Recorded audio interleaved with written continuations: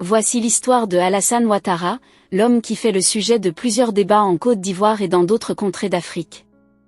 Dans cette vidéo vous allez découvrir pourquoi beaucoup d'Ivoiriens et Africains détestent Alassane Ouattara. Restez jusqu'à la fin pour en savoir plus sur ce président africain, qui est au cœur de beaucoup de polémiques en Afrique depuis un certain temps. Mais avant, j'aimerais d'abord vous inviter à vous abonner et à cliquer sur la cloche de notification pour ne pas rater mes prochaines vidéos. Alassane Ouattara est un homme d'État ivoirien né le 1er janvier 1942 à Dimbokro, en Côte d'Ivoire. Il est issu d'une famille musulmane et a grandi dans un milieu modeste. Inscrit à l'Institut de technologie de Drexel puis à l'Université de Pennsylvanie grâce à l'obtention d'une bourse, il obtient en 1967 un master en économie. Entré en tant qu'économiste au Fonds monétaire international, FMI, l'année suivante, il poursuit ses études et obtient un doctorat d'État en sciences économiques en 1972. Un an plus tard, il intègre la Banque centrale des États de l'Afrique de l'Ouest, BCEAO, dont il est vice-gouverneur de 1983 à 1984.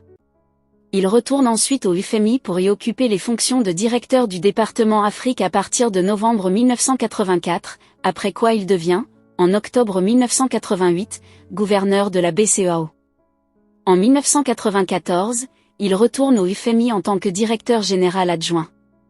À partir du 18 avril 1990, en tant que président du comité interministériel de la coordination du programme de stabilisation et de relance économique, il tente de résoudre la crise financière provoquée par la chute des cours des matières premières et par le poids de la dette extérieure. Le 7 novembre 1990, il est nommé par le président de la République, Félix Houphouët-Boigny, à la fonction de Premier ministre de Côte d'Ivoire, qui a été créé à la suite d'une modification de la Constitution. Quelques jours plus tard, se tiennent les premières élections législatives multipartites, qui sont remportées par le Parti démocratique de Côte d'Ivoire, PDCI, ancien parti unique dont est membre Alassane Ouattara. À la tête du gouvernement ivoirien, il mène une politique de rigueur budgétaire qui est durement ressentie par la population. Mais le programme de stabilisation et de relance économique mis en œuvre, réduction des dépenses, élargissement de la base taxable, privatisation, finit par assainir les finances publiques et redonner confiance aux bailleurs de fonds. En outre, il crée la carte de séjour pour les travailleurs étrangers. Pendant cette période, le chef de l'opposition, Laurent Gbagbo, est condamné à 2 ans de prison le 6 mars 1992, puis libéré le 31 juillet suivant. Félix Houphouët-Boigny étant gravement malade, les convoitises entre ses différents successeurs potentiels se multiplient. Les ambitions d'Alassane Ouattara, qui assure l'essentiel du pouvoir du fait des hospitalisations à l'étranger du président, sont contrecarrées par la modification constitutionnelle de 1990, qui prévoit que le président de l'Assemblée nationale qui est alors Henri Konan Bédié assure l'intérim en cas de mort du chef de l'État. Le 7 décembre 1993, Alassane Ouattara prononce à la radio-télévision ivoirienne une allocution dans laquelle il annonce la mort de Félix Houphouët-Boigny, déclarant que « la Côte d'Ivoire est orpheline ». Il donne sa démission 2 jours plus tard, et le président de la République par intérim, Henri Konan Bédié, nomme alors Daniel Kablan-Duncan à la tête du gouvernement. Après avoir quitté sa fonction de Premier ministre, Alassane Ouattara entame une « traversée du désert » en Côte d'Ivoire. En juillet 1994, il devient directeur général adjoint du Fonds monétaire international, FMI. Premier Africain à occuper une fonction de cette importance au sein de l'institution internationale, il a sous sa responsabilité plus de 80 pays et remplace le directeur général, Michel Kandessu, lorsqu'il est absent. En décembre 1994, l'Assemblée nationale de Côte d'Ivoire vote une modification du code électoral qui prévoit que nul ne peut être élu président de la République s'il n'est ivoirien de naissance, né de père et mère eux-mêmes ivoiriens de naissance, s'il n'a pas résidé de façon continue en Côte d'Ivoire pendant les 5 années qui précèdent le scrutin, ou encore s'il a la nationalité d'un autre État. L'introduction de cette clause des « ivoirités » vise à empêcher la candidature d'Alassane Ouattara, dont les opposants affirment que le père est d'origine burkinabé et qui est par ailleurs domicilié à Washington en tant que directeur général adjoint du FMI. Des haines ethniques et des violences politiques éclatent alors en Côte d'Ivoire. Le président Bédié refusant de faire modifier le code électoral, Alassane Ouattara renonce à se présenter et le « Front républicain », alliance entre le Front populaire ivoirien de Laurent Gbagbo, et le Rassemblement des républicains de Côte d'Ivoire, qui soutient Alassane Ouattara, décide de boycotter l'élection. Finalement, Henri Konan Bédié remporte largement l'élection présidentielle de 1995. Alassane Ouattara quitte ses fonctions de directeur général adjoint du FMI le 31 juillet 1999 pour effectuer son retour sur la scène politique ivoirienne. Le lendemain, il est désigné président du Rassemblement des Républicains, RDR, parti centriste et libéral fondé par le député Djenni Kobina 5 ans auparavant. Il annonce alors son intention de se présenter à l'élection présidentielle de 2000 et estime bénéficier d'une « parfaite éligibilité » en remplissant les conditions requises, en matière de nationalité, de filiation et de résidence. Mais le pouvoir en place lance contre lui un mandat d'arrêt pour « faux sur l'identité et usage de faux documents administratifs », ce qui le pousse à s'exiler en France entre septembre et décembre 1999. À Noël 1999, une mutinerie éclate à Abidjan. Le général Robert Guéhi prend la tête du mouvement, qui se transforme en coup d'État contre Henri Konan Bédié. Le 29 décembre 1999, alors que les prisonniers politiques sont libérés, Alassane Ouattara rentre de son exil. Une commission est formée par les militaires, avec des représentants de tous les partis, pour rédiger une nouvelle constitution. Mais les propositions de cette commission en matière de conditions de nationalité pour se présenter à la présidence de la République ne constituent pas un assouplissement par rapport à celle de la République. Seuls peuvent se présenter les Ivoiriens nés de père et de mère eux-mêmes ivoiriens d'origine. Alassane Ouattara voit alors, tout comme 13 autres personnalités politiques, sa candidature à l'élection présidentielle écartée par la Cour suprême, qui estime qu'il est de nationalité douteuse, au vu de la nouvelle constitution, adoptée par référendum en juillet 2000. Cette situation provoque des troubles qui font plusieurs victimes dans le pays, à l'instar du charnier de Yopougon, dans lequel sont entassés 57 cadavres de partisans supposés de Ouattara. Cette découverte intervient peu après une élection contestée qui a porté Laurent Gbagbo à la tête du pays. Quelques semaines plus tard, la candidature d'Alassane Ouattara, qui souhaite se présenter aux élections législatives à Kong, est encore rejetée par la Cour suprême, alors qu'elle avait été jugée recevable par la Commission électorale indépendante, CEI. Le RDR organise une manifestation, qui est réprimée, puis boycotte ces élections. À la fin de l'année 2000, Alassane Ouattara se réfugie à nouveau en France. Lors des élections municipales de 2001, le RDR remporte 64 communes contre 59 pour le PDCI et 33 au FPI du président Gbagbo. Alassane Ouattara revient en Côte d'Ivoire le 30 novembre 2001 pour participer au Forum pour la réconciliation nationale, organisé par Laurent Gbagbo sous la pression de la communauté internationale. Mais les résolutions prises au Forum, tout comme les recommandations issues de la rencontre organisée le 22 janvier 2002 à Yamoussoukro entre les dirigeants des 4 principaux partis politiques de Côte d'Ivoire, ne seront jamais appliquées. Le 19 septembre 2002, a lieu une tentative de coup d'État militaire des rebelles du Nord, de manière simultanée à Abidjan, Bouaké et Korogo. Ce putsch est utilisé comme prétexte par le pouvoir pour se débarrasser d'opposants, tels que l'ancien chef d'État Robert Guéhi. Le 20 septembre, Alassane Ouattara manque de peu d'être assassiné, alors que sa propriété, située sur les bords de la lagune ébriée à Cocody, est incendiée et pillée par d'autres partisans. Il escalade avec son épouse le mur qui sépare sa résidence de l'ambassade d'Allemagne et s'y réfugie. S'estimant menacé à Abidjan, il prend 2 mois plus tard le chemin de l'exil vers le Gabon puis vers la France. Alassane Ouattara signe les accords de paix de l'Inamarcoussi en janvier 2003. D'Accra II en mars 2003 puis 3, en juillet 2004, afin de mettre un terme à la crise politico-militaire. En avril 2005, une médiation menée par le président sud-africain, Thabo Mbeki, pousse Laurent Gbagbo à accepter la candidature d'Alassane Ouattara à l'élection présidentielle prévue en octobre suivant. L'élection est néanmoins repoussée, officiellement pour des retards dans les préparatifs. Le 26 janvier 2006, après 3 ans d'exil en France, Alassane Ouattara revient en Côte d'Ivoire pour mener campagne en vue du scrutin présidentiel à venir. Le 4 avril 2007, conformément à l'accord de Ouagadougou, qui vise à ramener la paix et à réunifier le pays, le chef des forces nouvelles, Guillaume Soro, est nommé Premier ministre. Après avoir été repoussé à 6 reprises par Laurent Gbagbo, l'élection présidentielle a finalement lieu à la fin de l'année 2010. Au premier tour, Alassane Ouattara obtient 32,1% des voix, arrivant derrière le président sortant, Laurent Gbagbo, qui rassemble 38,0% des suffrages. Entre les 2 tours, Alassane Ouattara obtient le soutien d'Henri Konan Bédié, arrivé 3e avec 25,2%. Alassane Ouattara est investi, 3 jours plus tard, candidat du Rassemblement des Oufouettistes pour la démocratie et la paix, RHDP, alliance des 4 principaux partis d'opposition. À l'issue du second tour, les résultats de la commission électorale indépendante, qui n'est cependant pas habilitée à prononcer les chiffres définitifs, donnent Alassane Ouattara vainqueur avec 54,1% des voix.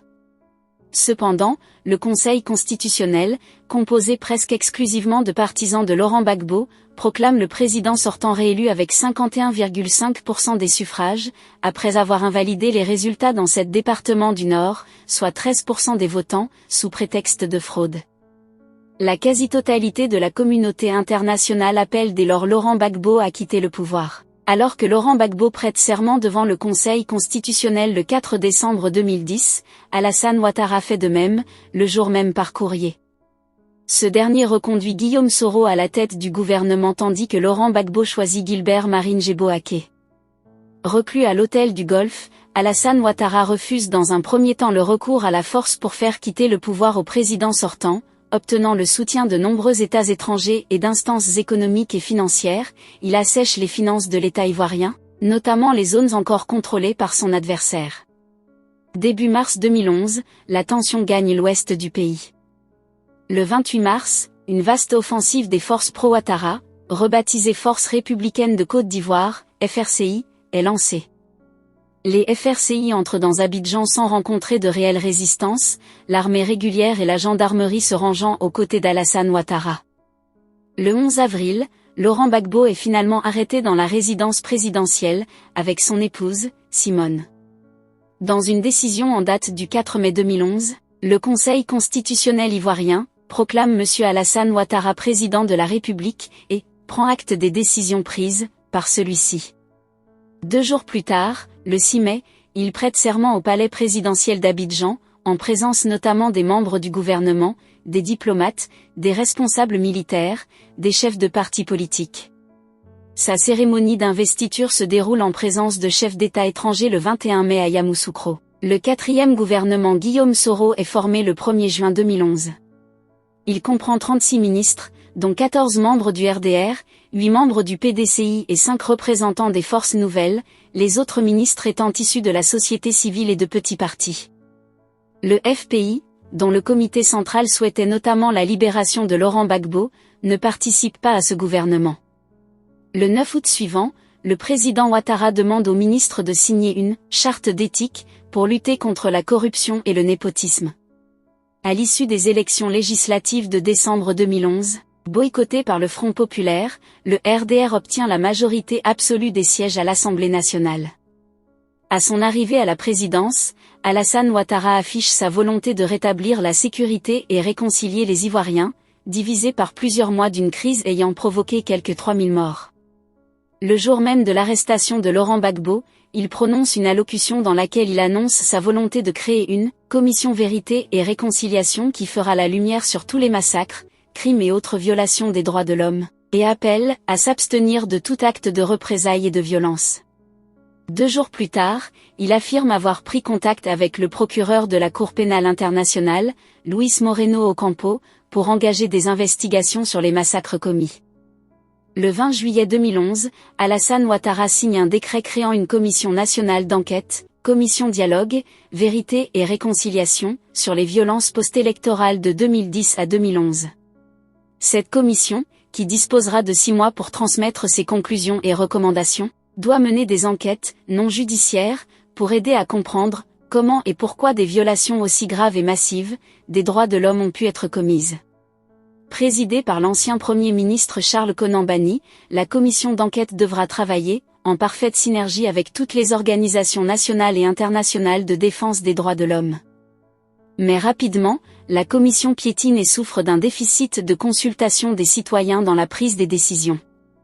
Elle déplore une société profondément divisée, et se révèle impuissante par rapport aux violences armées qui interviennent encore régulièrement en Côte d'Ivoire. Le site d'actualité français Mediapart cite des sources diplomatiques selon lesquelles, sous sa présidence, la justice serait manipulée de façon à neutraliser ses adversaires politiques.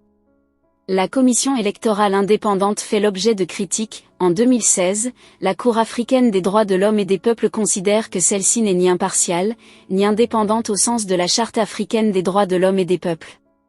Dans un rapport confidentiel rendu public par la presse des ambassadeurs. Au regard de ce parcours politique controversant, on peut comprendre pourquoi certains Ivoiriens détestent le président Alassane Ouattara. Mais, il faut noter que Alassane Ouattara a un background très chargé avec des nombreux postes qu'il a occupés durant son parcours. Ces postes sont à savoir. En avril 1968, août 1973, il était économiste au FMI. En août 1973, février 1975, il était chargé de mission au siège de la Banque centrale des États de l'Afrique de l'Ouest, BCEAO. En février 1975, décembre 1982, il était conseiller spécial du gouverneur et directeur des études de la BCEAO. En janvier 1983, octobre 1984, il était vice-gouverneur de la BCEAO. En novembre 1984, octobre 1988, il était directeur du département Afrique au FMI. En mai 1987, octobre 1988, il était conseiller spécial du directeur général du FMI. En octobre 1988, décembre 1993, il était gouverneur de la BCEAO. En avril au novembre 1990, il était président du comité interministériel de la coordination du programme de stabilisation et de relance économique de la Côte d'Ivoire. En novembre 1990, décembre 1993, il était Premier ministre. Depuis décembre 1993, il est gouverneur honoraire de la BCEAO. En juillet 1994, juillet 1999, il était directeur général adjoint du FMI. Depuis août 1999, il est président du Rassemblement des Républicains de Côte d'Ivoire, RDR. Depuis mai 2011, il est président de la République de Côte d'Ivoire. En février 2012, mars 2014, il était président de la Communauté économique des États de l'Afrique de l'Ouest. Grâce à ce poste stratégique occupé, il a reçu de nombreux prix à savoir. Le prix de Collier et Grand Croix de l'Ordre national de Côte d'Ivoire. Prix de Grand Croix de l'Ordre national du Bénin. Prix de Grand Officier de l'Ordre national de Côte d'Ivoire. Prix de Commandeur de l'Ordre national du Lion du Sénégal. Prix de Commandeur de l'Ordre du Mono. Prix de Commandeur de l'Ordre national du Niger. Prix de Docteur honoris causa de l'Université d'Abomey-Calavi. Prix de Docteur honoris causa de l'Académie nigériane de défense. Prix de Docteur honoris causa de l'Université des femmes Soukmioum, Corée du Sud. Malgré tout cela, Alassane Ouattara est détesté par plusieurs Ivoiriens et Africains, à cause de sa relation avec la France, le pays que beaucoup d'Africains soupçonnent d'être à l'origine des troubles qu'ils subissent. Il faut noter que la relation entre Alassane Ouattara et la France a été complexe. Tout d'abord, il a travaillé au FMI, une organisation internationale basée à Washington DC, mais qui a une étroite collaboration avec de nombreux pays, dont la France. En tant que président de la Côte d'Ivoire, Ouattara a maintenu des relations étroites avec la France, qui a soutenu son gouvernement pendant la crise politique de 2010 à 2011. Cependant, il y a eu des critiques selon lesquelles Ouattara était trop proche de la France et qu'il faisait preuve de néocolonialisme, raison pour laquelle il est très détesté par certains Africains. Ouattara est marié à Dominique Nouvian Ouattara, une économiste franco-ivoirienne. Ils ont 4 enfants ensemble. En ce qui concerne sa fortune, il est difficile d'établir avec précision la fortune d'Alassane Ouattara, mais on estime qu'il dispose d'une richesse considérable. Avant de devenir président, il a accumulé une grande partie de sa fortune grâce à son travail au FMI. Alassane Ouattara est toujours en vie et continue de jouer un rôle important en politique ivoirienne. Il est actuellement en 3e mandat en tant que président de la Côte d'Ivoire, après avoir été réélu en 2020. Que pensez-vous du président Alassane Ouattara? Laissez votre avis en commentaire. Si vous avez aimé la vidéo, cliquez sur j'aime et partagez. Mais n'oubliez pas de vous abonner et de cliquer sur la cloche de notification pour ne pas rater mes prochaines vidéos.